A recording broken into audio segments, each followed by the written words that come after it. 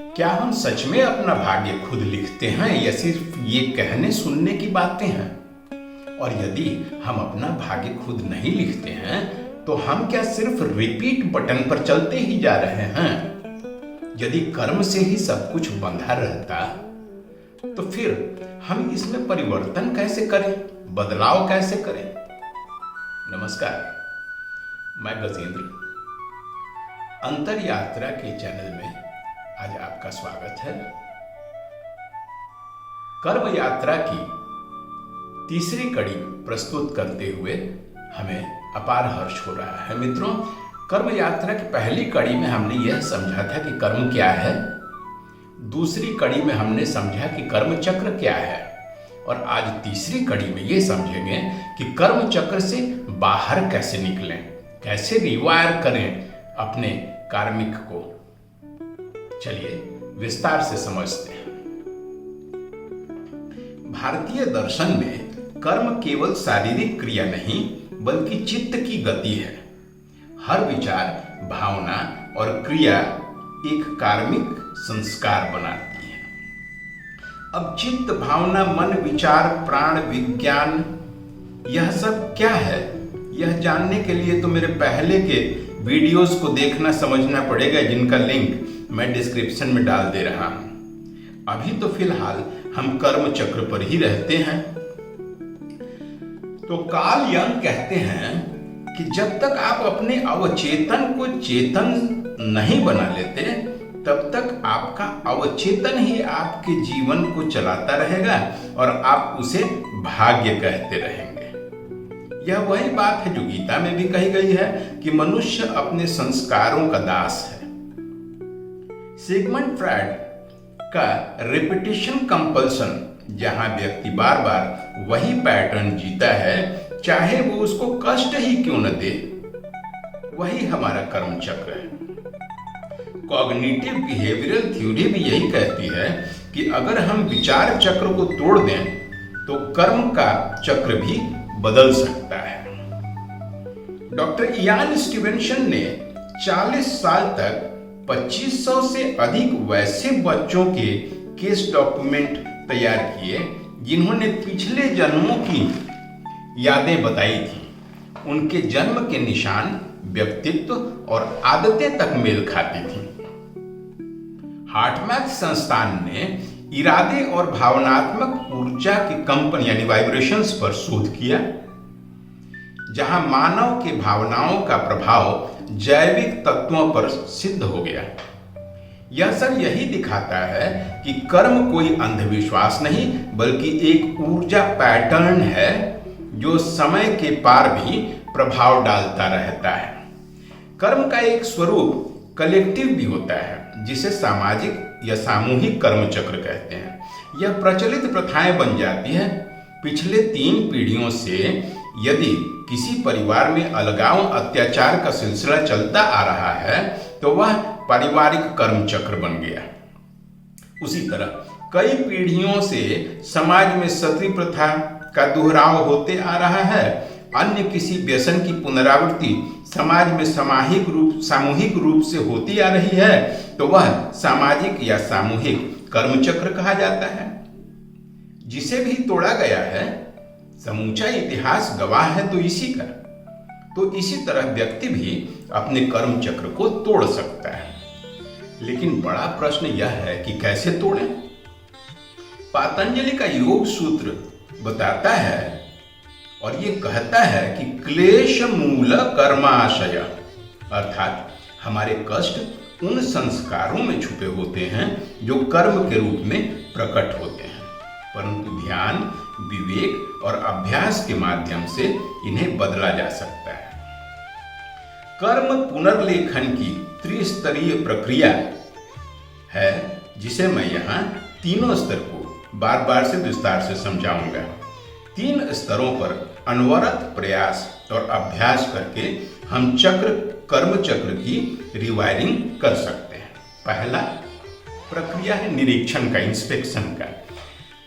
दिन के अंत में प्रतिदिन 15 मिनट मौन एकांत में बैठकर उस दिन की अपनी प्रतिक्रियाओं का अंतर मन में पुनरावलोकन करें, रिविजिट करें, खुद करें कि कैसी परिस्थितियों में आपने कैसा रिएक्शन या रिस्पॉन्स दिया था। ऐसी ही परिस्थिति जब पहले आई थी तो भी आपने ऐसा ही रिएक्शन किया था क्या?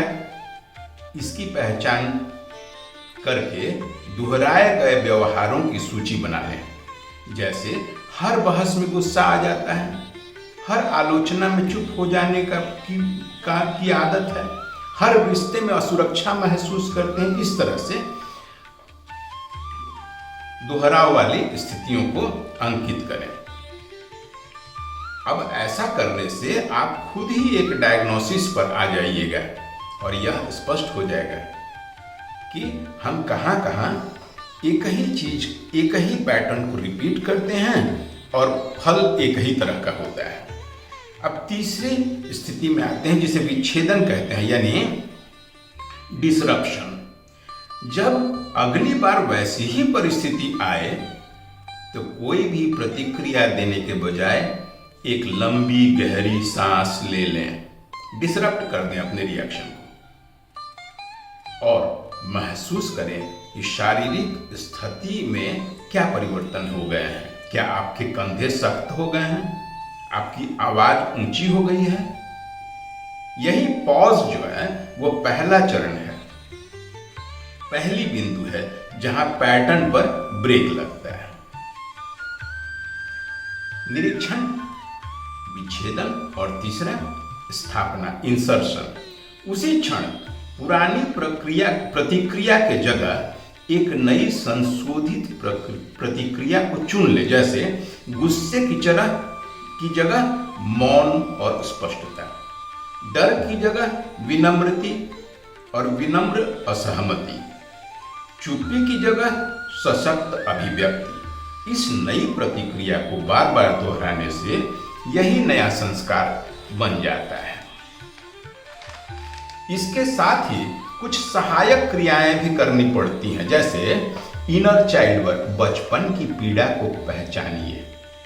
ये तो खुद ही पहचान पाइएगा, दूसरा कोई मदद नहीं कर पाएगा। बचपन की पीड़ा को समझिए और उसे स्वीकार भी कीजिए। उसके बाद से उसकी सोमैटिक थेरेपी कीजिए, यानी शरीर में जमा हुए भावनात्मक तनाव जो जमा है उनसे मुक्त कैसे हुआ जाए, इसके लिए सोमैटिक थेरेपी होता है। और तीसरा जर्नल राइटिंग, हर दिन अपने नए अभ्यासों और प्रतिक्रियाओं को लिखते रहने से भी उनकी पुनरावृत्ति होती है और वे क्राइस्टलाइज होकर आदत बनने लगते हैं।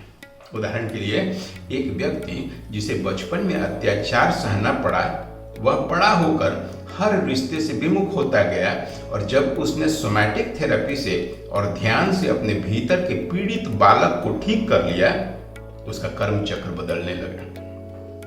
अब प्रश्न है कि क्या कल बदला जा सकता है?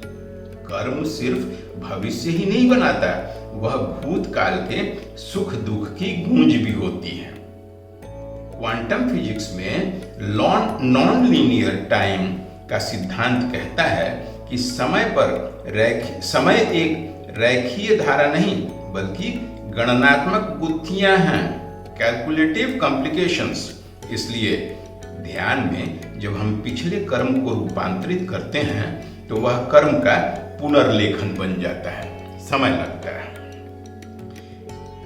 पिछले कर्म के बीज आज भी हमारे विचार और शरीर में प्रभाव डाल रहे हैं। जैसे एक पुरानी स्क्रिप्ट जो बार बार वही दृश्य दोहराती है, लेकिन अगर स्क्रिप्ट लिखने वाले का नेचर ही बदल जाए, कहानी भी बदल जाती है।